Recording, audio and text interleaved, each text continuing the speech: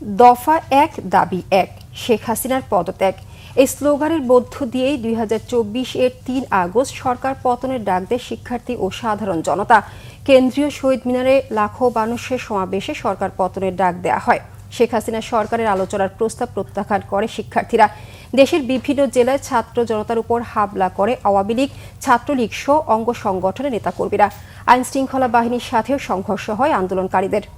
Report Rishan নাসরুল্লাহর।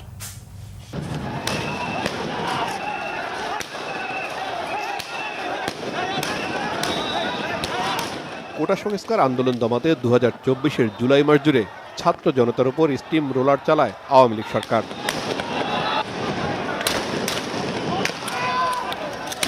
সরকারি দলের হামলা ও আইন শৃঙ্খলা বাহিনীর নির্বিচার গুলিতে প্রাণ দেন শিশুসহ হাজারেরও বেশি মানুষ।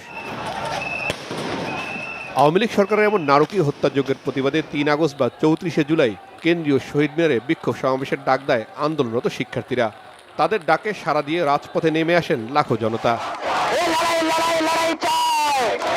সেদিন লাখো মানুষের পদযাত্রার স্লোগানে বিদ্রোহী হয়ে ওঠে রাজপথ। মিছিলে মিছিলে রাজধানীর সব পথ গিয়ে মেশে কেন্দ্রীয় শহীদ মিনারে। 3 আগস্ট ঘড়ির কাঁটায় বিকেল 5টা। কেন্দ্রীয় শহীদ মিনারের উত্তাল সমাবেশ থেকে দেওয়া হয় সরকার পতনের এক দফা। বাংলাদেশের মানুষের জীবনের নিরাপত্তা, সমাজের ন্যায় বিচার প্রতিষ্ঠার জন্য আমরা এক দফার সিদ্ধান্তে উপনীত হয়েছি। এই সরকার কোনোভাবে আর 1 মিনিটও ক্ষমতায় থাকার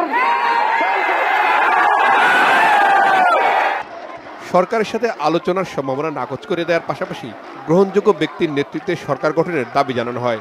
ঘোষণা করা হয় মার্চ টু ঢাকা কর্মসূচি। আপনারা কেউ অফিসে যাবেন না, তবে মাস শেষে বেতন নিতে যাবেন। শিক্ষা প্রতিষ্ঠান সমূহের সকল কার্যক্রম অনির্দিষ্টকালের জন্য বন্ধ থাকবে। প্রবাসীরা ব্যাংকিং চ্যানেলে কোনো প্রকার রেমিটেন্স পাঠাবেন না। বাংলাদেশের মানুষের চেতনার কেন্দ্রভূমি কেন্দ্রীয় শহীদ মিনার।